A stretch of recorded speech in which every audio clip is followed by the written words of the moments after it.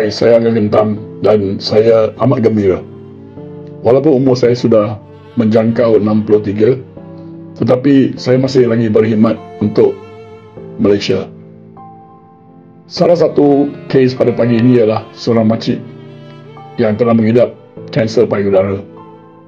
Beliau daripada Bangi lama dan beliau kena pergi IKN untuk buat rawatan kemo selama 15 hari. Beliau memberitahu saya beliau langsung tak ada duit. Dia mati je lah.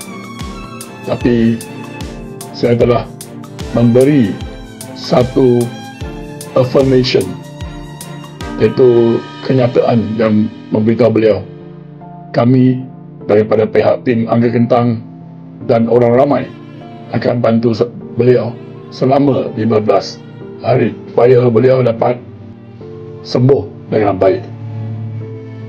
Kalau anda adalah pesakit kanser dan kalau anda tidak ada duit untuk pergi ulang balik ke hospital, jangan give up.